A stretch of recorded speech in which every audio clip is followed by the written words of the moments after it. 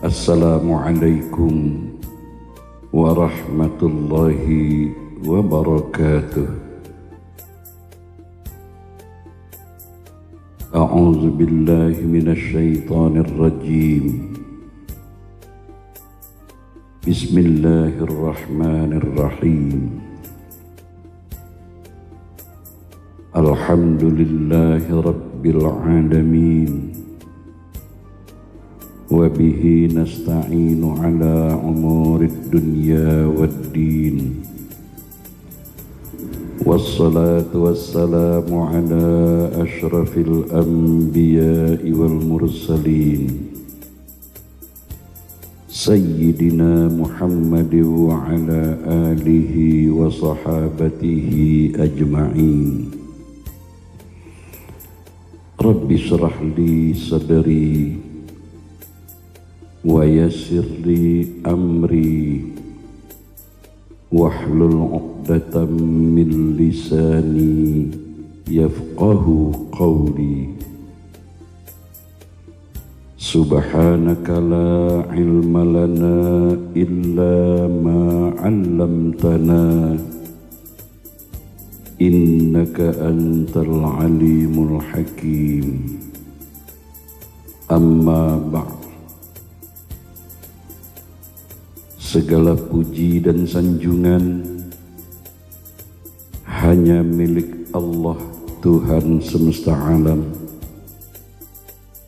Salawat dan salam kita tujukan kepada baginda Rasulullah sallallahu alaihi wasallam, para keluarganya, dan juga kepada para sahabat-sahabatnya. Mengawali perjumpaan kita kali ini, kami iringi doa kehadirat Allah Subhanahu wa Ta'ala.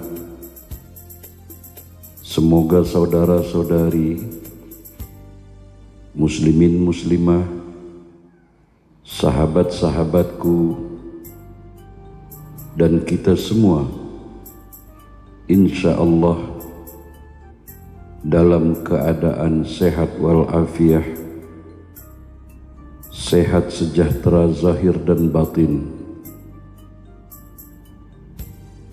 Insya Allah kita semua dalam lindungan, bimbingan, tuntunan, dan pertolongan dari Allah Subhanahu wa Ta'ala dalam apa jua urusan kita, baik itu urusan dunia, lebih-lebih lagi urusan akhirat.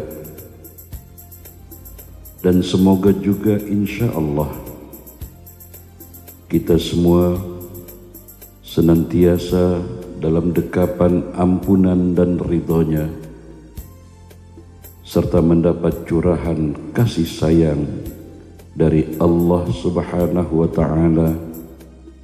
Amin ya rabbal alamin. Saudara-saudari, muslimin muslimah, sahabat-sahabatku yang saya hormati dan yang saya kasihi, ibadah salat fardu yang merupakan kewajiban setiap orang muslim yang kita lakukan setiap hari, paling tidak 5 kali yang wajib sehari semalam, serta ditambah lagi dengan ibadah salat sunat-sunat lainnya. Ini sangat erat hubung kaitnya dengan kehidupan bermasyarakat. Ibadah salat sangat erat kaitan hubungannya dengan kehidupan bermasyarakat. Rasulullah sallallahu alaihi wasallam bersabda, akan datang suatu zaman di mana orang-orang yang menunaikan ibadah salat tetapi tidak seorang pun di antara mereka sebagai orang yang beriman.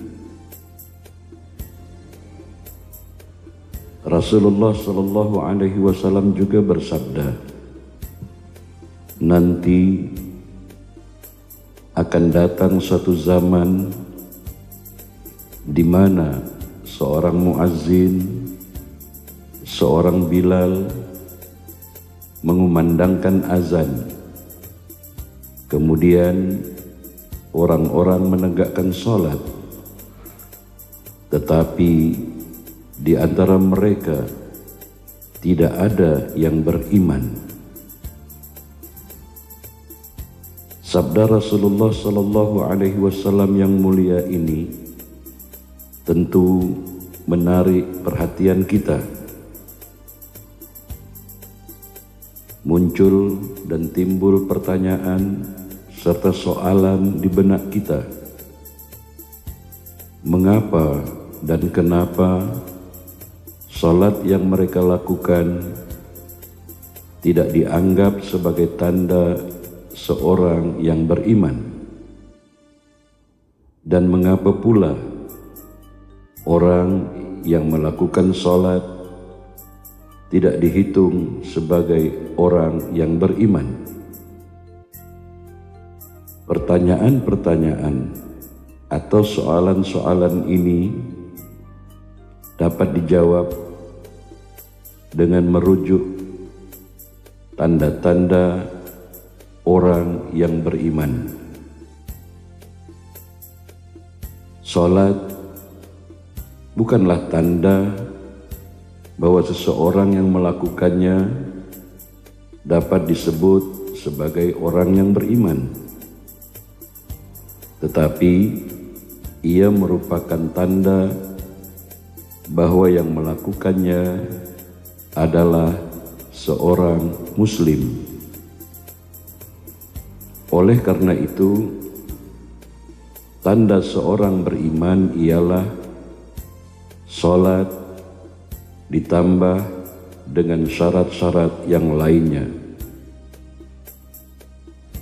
Mari kita merujuk sebuah hadis yang menerangkan karakteristik ataupun tanda-tanda orang yang beriman yang dimuat dalam Sahih Bukhari. Rasulullah sallallahu alaihi wasallam yang mulia bersabda,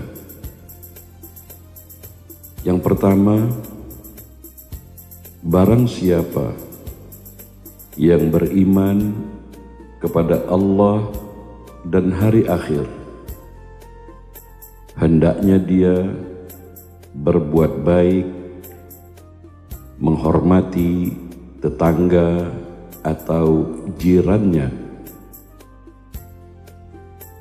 Yang kedua, barang siapa yang beriman kepada Allah dan hari akhir, hendaklah dia gemar, suka, senang menyambung tali persaudaraan. Ketiga, barang siapa yang beriman kepada Allah dan hari akhir, hendaklah dia berbicara, berucap, berkata-kata, berkomunikasi yang benar.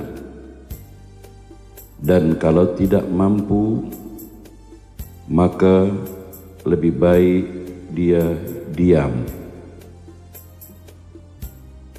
Yang keempat, tidak dianggap sebagai orang yang beriman apabila seseorang itu tidur nyenyak dalam keadaan perutnya kenyang, sementara para tetangganya, jirannya, atau orang-orang di sekitarnya kelaparan. Saudara-saudari, muslimin muslimah, sahabat-sahabatku yang arif budiman. Dari hadis ini kita melihat bahwa tanda seseorang itu sebagai orang yang beriman terlihat dari tanggung jawabnya di tengah-tengah masyarakat. Kalau dia menghormati, berbuat baik kepada tetangganya atau jirannya, gemar, suka, dan senang menyambung tali persaudaraan, berbicara, bercakap, berkata-kata, berkomunikasi dengan benar, atau memiliki keprihatinan, kepedulian di antara penderitaan yang dirasakan oleh saudaranya yang ada di sekitarnya, maka barulah dia boleh dikatakan sebagai orang yang beriman. Rasulullah Shallallahu Alaihi Wasallam menyebutkan bahwa nanti akan datang satu zaman banyak orang-orang berkumpul untuk mendirikan sholat, tetapi perilakunya tidak akur, tidak ada kedamaian, baik itu kepada sesama atau kepada tetangganya atau jirannya, dan tidak suka menyambung tali persaudaraan, selalu menyebar fitnah dan tuduhan-tuduhan yang tidak layak dan sepatutnya terhadap sesama. Mereka melaksanakan sholat tetapi tidak sanggup berkata benar, berkata yang jujur. Mereka itu melakukan sholat tapi acuh tak acuh, tak mau peduli dengan penderitaan dan kesusahan yang dirasakan oleh sesama.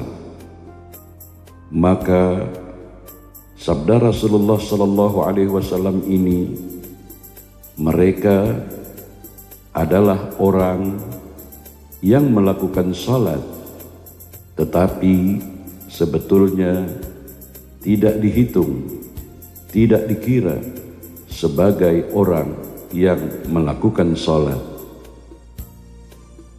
Rasulullah Sallallahu Alaihi Wasallam juga pernah bersabda, ada dua orang umatku yang melakukan salat, yang rukuk dan sujudnya sama, akan tetapi nilai salat kedua orang itu jauhnya perbezaannya antara langit dan bumi. Dalam hadis qudsi juga disebutkan mengenai orang-orang yang diterima salatnya oleh Allah Subhanahu wa Ta'ala. Siapakah mereka? Orang-orang yang salatnya diterima oleh Allah Subhanahu wa Ta'ala. Hadis qudsi tersebut berbunyi, sesungguhnya aku, yakni Allah Subhanahu wa Ta'ala, hanya akan menerima salat dari orang yang dengan salatnya itu dia merendahkan diri di hadapanku. Dia tidak sombong dengan makhlukku yang lain dan tidak mengulangi maksiat kepadaku. Dia menyayangi, mempunyai rasa cinta kasih yang sangat mendalam terhadap orang-orang miskin dan orang-orang yang sedang menderita. Aku, kata Allah, akan tutup salat orang itu, akan aku beri ganjaran salat orang itu dengan kebesaranku. Aku, yakni Allah, akan menyuruh malaikat untuk menjaganya. Dan kalau dia berdoa kepadaku, aku akan memperkenankannya. Perumpamaan dia dengan makhlukku yang lain adalah seperti perumpamaan Firdaus di surga. Dalam hadis kudusi ini, saudara-saudari muslimin muslimah, sahabat-sahabatku yang dirahmati Allah, disebutkan bahwa tanda-tanda orang yang diterima ibadah salatnya oleh Allah Subhanahu wa ta'ala adalah: yang pertama, dia datang untuk melaksanakan salat dengan merendahkan diri kepadanya. Dalam Al-Quran, keadaan seperti itu disebut dengan khusyuk. Dan salat yang khusyuk adalah salah satu tanda orang yang beriman. Qad aflahal mu'minun, beruntunglah dan berbahagialah orang yang beriman. Siapa mereka orang yang beriman ini? Allazina hum fi salatihim khashi'un, orang-orang yang menunaikan salat dengan khusyuk. Saudara-saudari, salat yang khusyuk adalah salah satu tanda orang yang beriman. Yang disebut dengan salat khusyuk itu bukan yang tidak ingat apa-apa,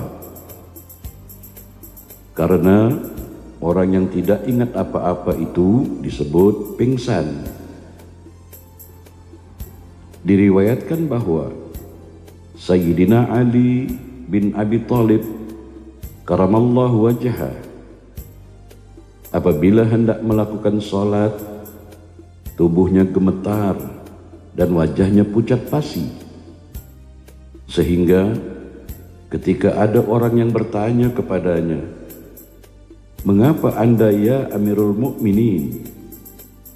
Lalu Sayyidina Ali menjawab, "Engkau tidak tahu bahwa sebentar lagi aku akan menghadapi waktu amanah." Kemudian Sayyidina Ali membacakan sebuah ayat Al-Quran, Inna aradnal amanata 'alas samawati wal ardi wal jibal fa abaina ay yahmilnaha wa asfaqna minha wa hamalahal insan innahu kana zaluman jahula. Yang bermaksud, sesungguhnya kami, yakni Allah, telah menawarkan amanah kepada langit, bumi, dan gunung ganang. Maka semuanya enggan untuk memikul amanah itu, dan mereka khawatir akan mengkhianatinya. Dan dipikullah amanah itu oleh manusia. Sesungguhnya manusia itu amat zalim dan amat jahil. Kemudian Sayyidina Ali melanjutkan ucapannya, salat adalah suatu amanah Allah yang pernah ditawarkan kepada langit, bumi, dan bukit, gunung ganang untuk memikulnya. Tetapi mereka menolaknya, dan hanya manusia yang sanggup memikulnya. Memikul amanah bermakna mengabdi kepada Allah Subhanahu wa ta'ala. Tanda yang kedua dalam hadis qudsi ini, orang yang diterima ibadah salatnya ialah orang-orang yang tidak sombong dengan makhlukku yang lain. Jadi, tanda orang yang diterima salatnya ialah tidak takabur. Takabur menurut Imam Al-Ghazali ialah sifat orang yang merasa dirinya lebih besar, lebih hebat, lebih dari segala-galanya daripada orang lain. Kemudian ia memandang enteng, memandang remeh orang lain. Boleh jadi ia bersikap demikian dikarenakan ilmunya, dikarenakan amal ibadahnya, dikarenakan keturunan, kekayaan, harta, pangkat, dan jabatannya. Kalau kita merasa besar, merasa lebih hebat karena memiliki hal-hal itu dan memandang enteng dan remeh orang lain, maka kita sudah terperangkap dalam perangai perilaku takabur, dan salat kita tidak akan diterima oleh Allah Subhanahu wa Ta'ala. Bahkan dalam hadis yang lain disebutkan bahwa Rasulullah sallallahu alaihi wasallam bersabda, tak akan masuk surga seseorang yang dalam hatinya ada rasa takabur walaupun sebesar biji sawi.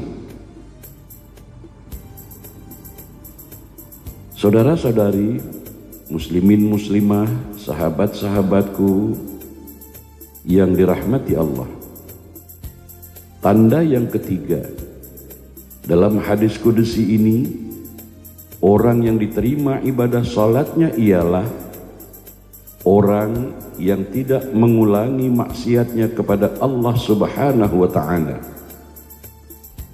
Nabi sallallahu alaihi wasallam yang mulia bersabda, barang siapa yang salatnya tidak mampu mencegahnya dari keburukan dan kemungkaran, maka salatnya hanya akan menjauhkan dirinya dari Allah Subhanahu wa Ta'ala. Dalam hadis yang lain, Rasulullah sallallahu alaihi wasallam bersabda, nanti pada hari kiamat ada orang yang membawa ibadah salatnya di hadapan Allah Subhanahu wa Ta'ala. Kemudian salatnya itu dilipat-lipat seperti dilipat-lipatnya pakaian ataupun kain yang kotor dan usang serta busuk. Lalu salatnya itu dilemparkan ke wajahnya. Na'udzubillah, thumma na'udzubillah. Allah Subhanahu wa Ta'ala tidak akan menerima salat itu karena salatnya tidak mampu, tidak dapat mencegah perbuatan maksiatnya setelah ia melakukan maksiat tersebut. Bukankah Al-Quran telah mengatakan, innas salata tanha anil fahsya'i wal munkar, sesungguhnya salat mencegah dari perbuatan-perbuatan keji dan mungkar. Tanda yang keempat, orang yang diterima ibadah salatnya ialah orang yang menyayangi, yang mempunyai perasaan cinta kasih sayang terhadap orang-orang miskin, orang-orang yang sedang susah dan menderita. Dia bukan hanya melakukan rukuk dan sujud saja, tetapi dia juga ikut memikirkan, bersimpati ke atas penderitaan sesama. Dia ikhlas dan rela menyisihkan sebagian waktu dan juga rezekinya dengan tujuan untuk membahagiakan orang lain. Saudara-saudari, muslimin muslimah, sahabat-sahabatku yang dirahmati Allah.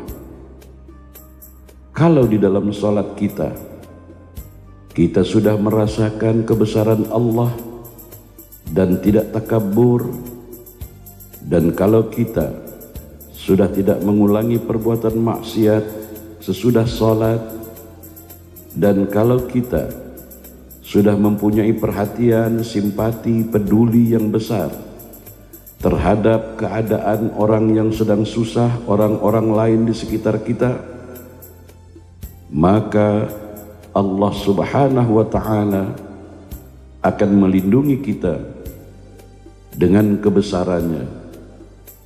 Allah Subhanahu wa ta'ala akan memberikan ganjaran pahala kepada kita, kemudian dengan kemuliaannya, dan akan menganugerahkan ganjaran kepada kita dengan kebesarannya. Kemudian Allah Subhanahu wa ta'ala memerintahkan kepada para malaikat untuk menjaga kita, dan para malaikat itu akan mengucapkan tahniyah, berkata sebagaimana disebutkan dalam Al-Qur'anul Karim, nahnu awliya'ukum fil hayatid dunya wa fil akhirah walakum fiha ma tashtahi anfusukum walakum fiha ma tadda'un, yang artinya kamilah pelindung-pelindungmu dalam kehidupan dunia dan akhirat. Di dalamnya kamu akan memperolehi apa yang kamu inginkan, dan memperolehi pula di dalamnya apa yang telah dijanjikan oleh Allah Subhanahu wa ta'ala kepadamu. Sadaqallahul azim. Maha benar Allah, lagi maha agung dengan segala kalam dan firman-Nya. Wa sadaqa Rasulullah sallallahu alaihi wasallam nabiyil karim. Maha benar Rasul yang mulia dengan segala sabda-sabdanya.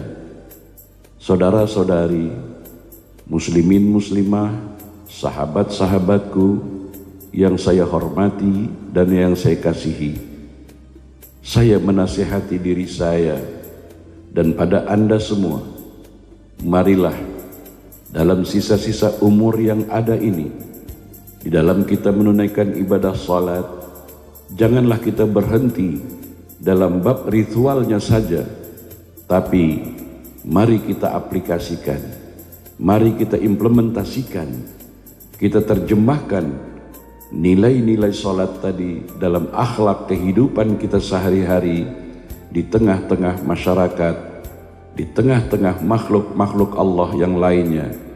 Semoga kita terhindar dari ibadah salat yang sia-sia, dan ibadah salat kita diterima oleh Allah Subhanahu wa ta'ala, dan kita masuk ke dalam golongan yang dijanjikan, yang termaktub dalam hadis kudusi tadi. Sekian, terima kasih atas segala perhatiannya. Mohon maaf kalau ada kekurangan. Sampai kita berjumpa lagi dalam episode-episode berikutnya. Wabillahi taufiq wal hidayah. Wassalamualaikum warahmatullahi wabarakatuh.